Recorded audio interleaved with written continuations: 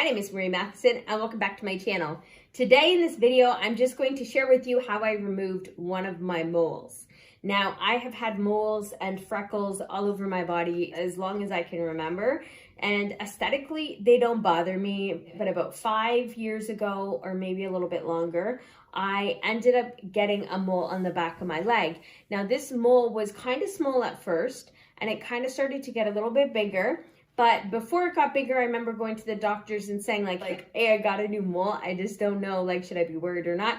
And he said, no, it's not abnormal to get new moles, but he's just like, just monitor it to make sure it doesn't keep growing. So fast forward to 2021, the mole got probably 4 times bigger than it was when it started. So I went to the doctors and they said, you know what, you should get that mole checked out. So they referred me to a dermatologist in Toronto, Ontario. I spoke with the receptionist. They gave me all the information, the address. They told me that they were going to send me all the information for the appointment. Fast forward a bit of time, I didn't find the appointment, so I called them. They wouldn't answer. I left messages. I never got a call back. So because I couldn't get in contact with the dermatologist, I talked to a guy that practices show Thai. And when I had asked him about my mole, he just simply said, without even thinking, oh, just use apple cider vinegar. So that's what I'm here to share with you today, how I successfully removed a mole without actually going to the doctors. There was different ways to doing this, but the most simple way seemed just to get some apple cider vinegar and a Q-tip and basically put the apple cider vinegar on the Q-tip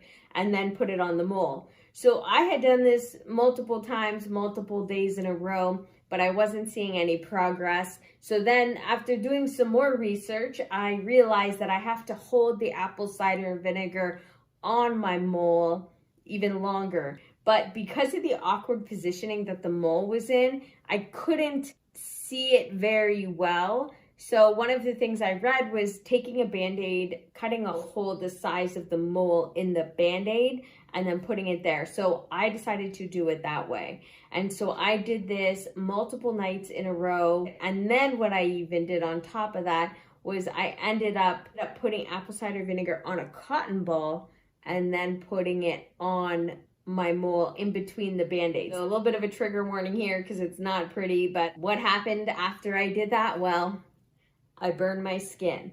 So you'll see here in this picture, and the mole was not looking like it was going away. So after burning my skin, I didn't want to scar bad, so I just left it as is. And I just thought, okay, it didn't work. I'm going to come around again and just go back to the dermatologist. But I was going to wait for the burn to heal. You know, they're not going to want to remove it if there's already like scabbing and stuff around it, or in this case, like it was kind of like an open wound a little bit.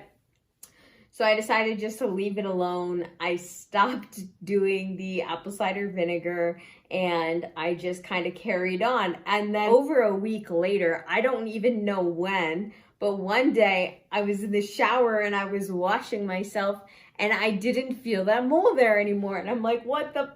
So I ended up looking and it was gone. So it ended up working. I can't tell you the exact timeline. I did, you know, the dabbing a little bit, and then I did like more of a dousing with the vinegar for probably 4 or 5 days. And then I didn't do anything. And within a few weeks, it just fell off. So as nasty as it sounds, I don't know where it fell off. I don't know where it is. It's absolutely disgusting to think about.